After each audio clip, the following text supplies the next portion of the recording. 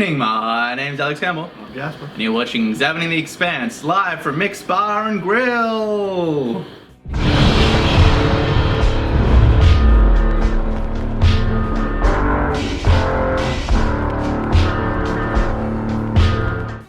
So Jasper, let's talk about some of the differences between Book 4 and Season 4. I don't remember Book 4. I don't remember Book 4 at all. No. Well, I'm going to tell you about it. And you can sit here and listen to it. Okay. So, with the terrorist lady that bombed the RCA platform in the book, there was a gender swap. Yep. And the guy's name was Basia, and he was a welder.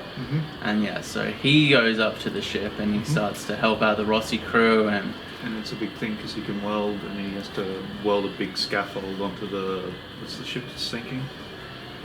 yeah, the Barbacola, which is the Belter ship, that's the one going down, and the Edward Israel is the RCA ship.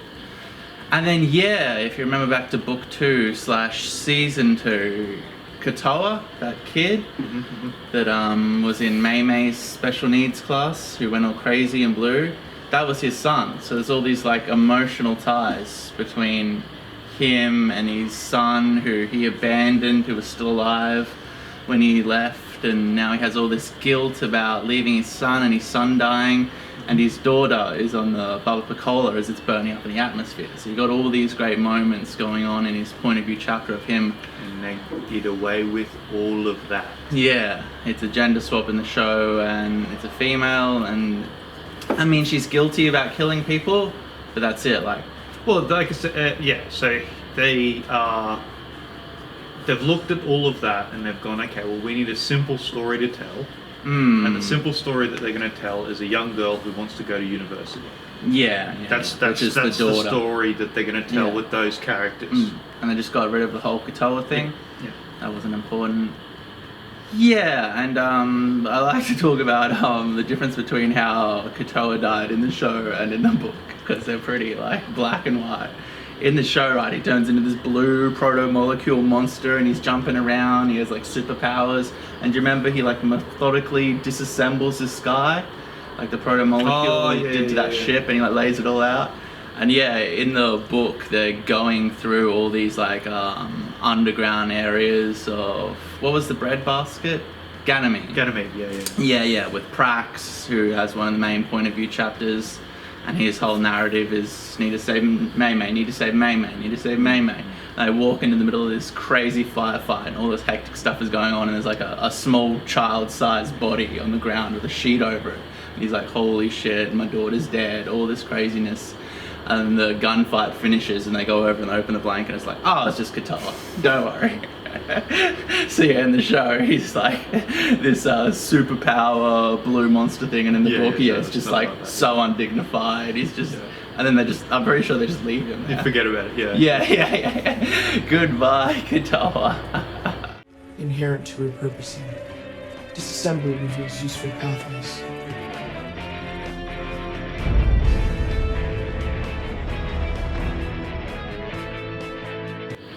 So LV, who is the ecologist, biologist, scientist lady, she gets one of the main point of view chapters in the book. And yeah, she has this infatuation. Well, not so much Holden, but like the idea of the hero. And it just... She can't get him out of her head. We get chapter after chapter of her, just dreaming about him. Not being able to function. Mincing all her words and saying all this embarrassing stuff in front of him. And yeah, she has this strong policy of not sleeping with any of her colleagues. And one of her colleagues is like in love with her, I guess. And he gets to the point where he's like, you haven't slept with anyone in so long. Like, you just built up with all this sexual frustration. You just need to fuck somebody. You should fuck me. And then she's like, okay. And then it really just subverts that like, atypical. Because as soon as that happens, she's able to deal with Holden perfectly fine. She's like, oh, okay, I'm all good now. I just needed to fuck someone, and now that I got that out of my system, he doesn't mean anything to me. And then she ends up getting with old mate. I like in more so book 4 than season 4 as well. There's a big focus on like biology and ecology. Well, there's so much more wildlife in the book than what there is in the Yeah, and it's a really nice change up from like season 3 where it was like space and gravity and physics, and then we get this whole different like stems of science going into that. So yeah, that's great. And also another character which didn't make it into season 4 is Havelock, who was Miller's partner. Oh yeah. Yeah, and in the book he is on the Edward Israel, and he's the main security chief. And Mercia gets him to like train all these militants. He gets like all these little worker guys to train up a force. Yeah, because he's trying to run a tactical scenario. He's trying to run through various scenarios. Yeah. That's why they arm a shuttle to be used as a warp, like a kinetic weapon. Yeah, and they end up firing that at the Roci. Yeah. They get hit by shrapnel. I think Basia gets like... It gets fucked up. Yeah. Yeah, so Naomi is over there trying to cut their communications or something, just randomly. And they happen to be out doing this like exercise, trying to chain up this militia. And yeah, she gets captured. So in the book, she doesn't go down to Ilus at all. And we don't get Well, any of that. This is yeah, because she can't go to Earth to meet fucking Holden's family. Yeah, she can't do any of those things. Yeah. Eventually, should I first spoil? If it's subtle, it's okay. Eventually, she does go down a gravity well. Okay. Yeah, but it's not at this point. Yeah. So yeah, she's over there trying to cut communications, and she gets captured, and she ends up like sharing a cell very close to Havelock, and they end up like getting quite close emotionally and like become friends and whatnot. And then later on, when Basia comes to break her out, Havelock ends up abandoning his people and going over to the Roci, and is later on forced to like fire on them and whatnot. And also, Basia, or what's his name? I don't know. Something like that. Basia? Yeah, the guy who was Katoa's father.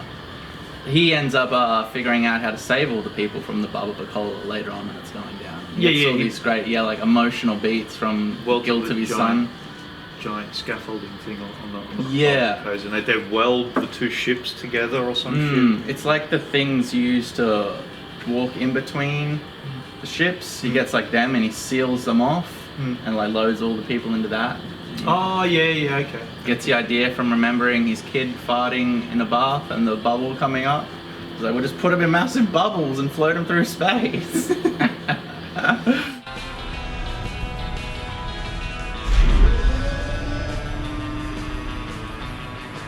So do you think they didn't get Havelock because they couldn't get the actor?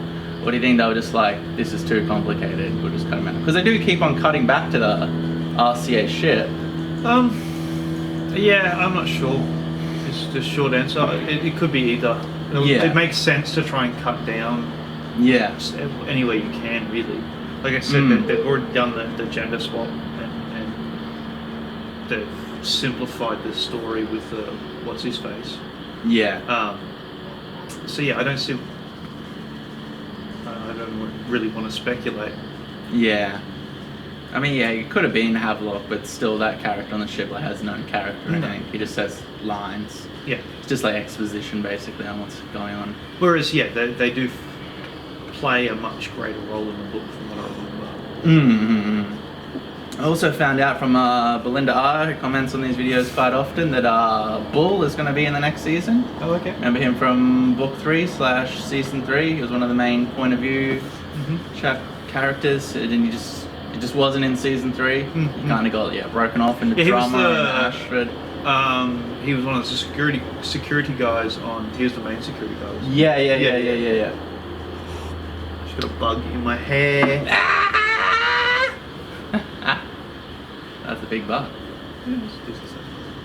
Yeah, so he's going to be in season 5 in some fashion. Don't ruin anything.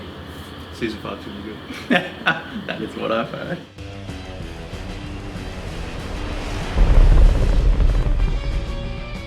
So yeah, Miller has just asked Holden to come down to help him flick switches and turn things on, see what happens. We get a massive fusion explosion with a shockwave followed by a tsunami. Yeah. This is where all the like the plot beats start to come into play. We've talked about several times about how the Expanse just keeps on layering on all these different elements to just ramp up the suspense and tension. You're on this planet. You're stranded on a planet.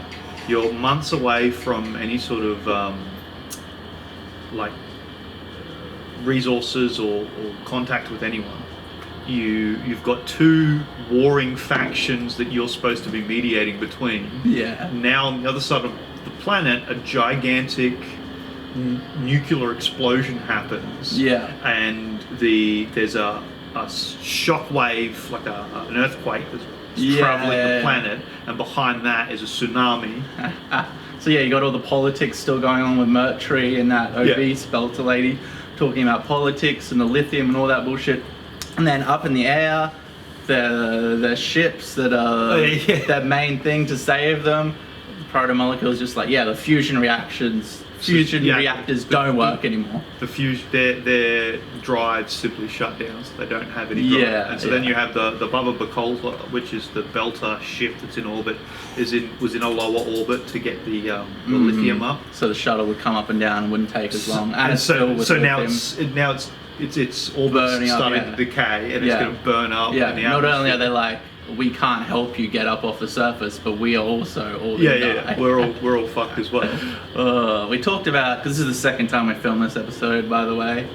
It's been a bit of a delay in its release because we filmed it once and it was out of focus. I blame Jasper for it being out of focus. I blame Alex. But here's a clip from that where Jasper hits me in the face. The belter lady up in the Tsunami. You got a mosquito on your head. Is it biting me? Yeah, on your forehead. Can you hit it? Oh, fuck, Jesus. It was a mosquito. It was sucking my blood. Thank you, Jasper. I feel like I cracked a tooth. Was that one in focus? It may or may not have been in focus, but we can still show a little out of focus clip of you physically abusing Jasper. I mean... I'm pretty sure I have like 5 or 6 of those moments over all of the videos. That's fair.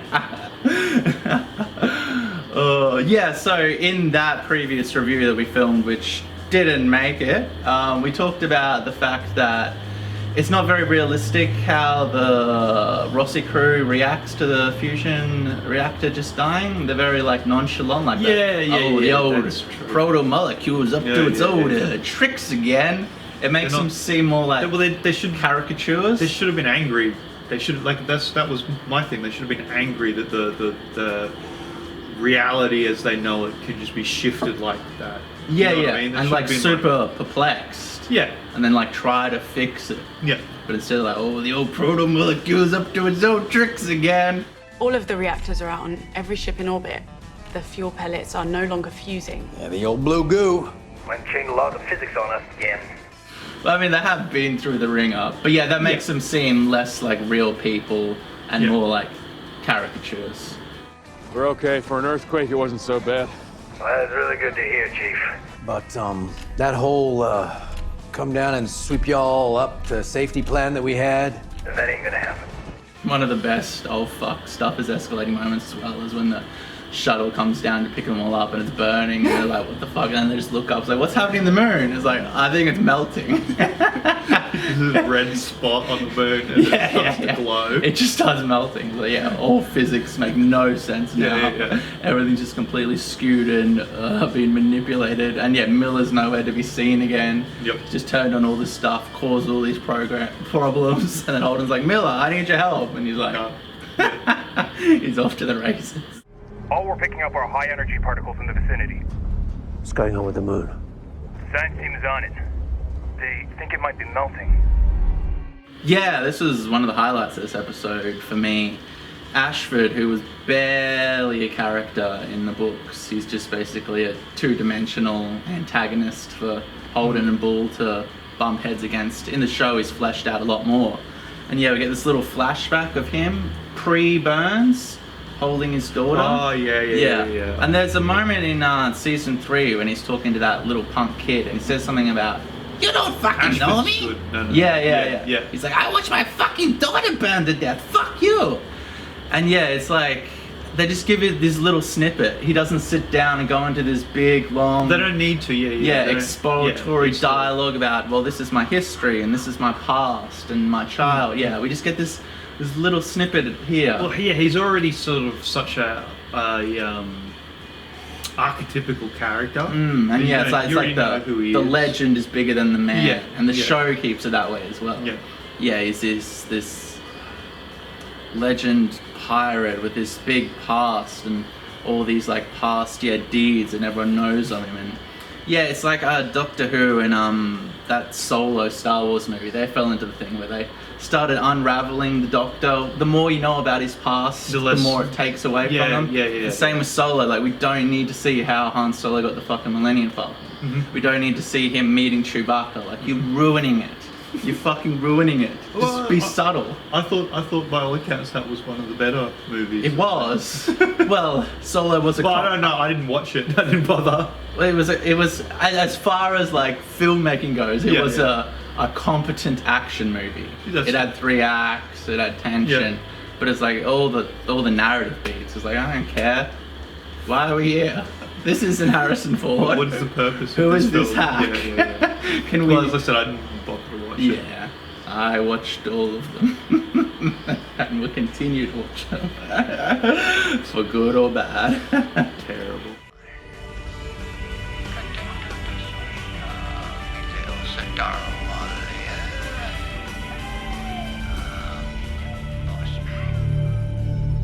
One other thing that we've been talking about a bit is the portrayal of the Belters in the show being different from the book. In this season in particular, they're very much portrayed in the light of like refugees who have been hard done by and victims, and they kind of have the victim mentality.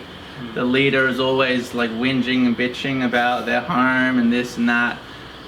But yeah, in the show they're rednecks. They're crazy madmen who have like forged an existence in total inhospitable conditions. They're not normal people. They're savages, and as you said, they've been out here for generations. So like the weak have left, or didn't breed, or didn't survive, and. Isn't there like Earth propaganda that's like racist, talking about them being there is like, that is at one point in the book, and I forget exactly where it is, so you may have not read up to that I don't remember it. But I do recall a scene, and I forget who the characters were, but basically they were talking about saying that there was like a theory that the Belters had that it was like a genetic filter living in space, and that it predisposed people to being both extremely risk sensitive in some respects. So like really conservative with like how you look after your personal belongings, how you keep things tidy, because that shit can kill you in space. And like how you keep records and how you like keep up on the servicing of machines, but then also extremely very risk averse in one sense, but then the absolute opposite in the other sense, because you're literally going into totally inhospitable conditions. And you need to be a strange person to want to do that. Live in like Alaska, and 100 times more dangerous. The idea was that this would sort of breeds a specific type of people. Over a few generations it'd start to. Then the other character turns around and goes, "Oh, that's like racist propaganda," basically. Which it very well could be. I mean, Either way. So in conclusion, I always kind of find it interesting, like when you look at like a 10 episode run of a show, and The Expanse is really good at like building and mounting and like the tension spiking. I always think of it like as a classical song and like the crescendo. And this is episode 6 now, and like they've put all the places, they've established all the characters and the landscape and the politics, and now episode 6 is where it's like, all right, it flicks the switch and we're going, and now we're here. And we have 4 more episodes. But it's great too, because it just seems that the calamities are so overwhelming. Yeah. It's like you can. It's not really obvious how the characters are supposed to overcome. Yeah. And then they're all in a state of like just like they're totally fucked. unease and dismay. Yeah. They're sitting there. The moon is melting. The ships are falling. Holden's dealing with Mercury, and the fat belter lady's still going on about the lithium. Where is Miller? And yeah, it's great just to see these people. Oh, that was the other thing. Is if all these belters have had to. If all these belters have had to acclimatise to living down a gravity well, right? How come the leader lady is fat? Yeah. How does that work? Like, it's she's had to go through this grueling regime to get herself fit enough to be able to, for like her heart to be able to take the gravity of a planet. How come she's fat? Yeah, it would be really rough to be that overweight and deal with that kind of adversity. I think they just ran out of really tall, skinny actors at a certain point. They did that like once. Yeah, they well, had an actor, or maybe twice, right at the beginning. The first season, there's a guy strung up, and they're just letting out the gravity. And there's also a dude in the bar talking to Miller. Yeah. Well, yeah. And then after that, they just abandoned all. I mean, you could find those people, but could you find those people who are also good actors? That's fair. Maybe. I don't know. Alright, thank you all very much for watching, and how about it if you like, subscribing in the comments how he got all the facts wrong, and how Jasper is physically abusive to me, and how he ruined the last episode by making it out of focus due to his negligence. Thank you and good night! Yeah, that was way better. Yeah. Last time.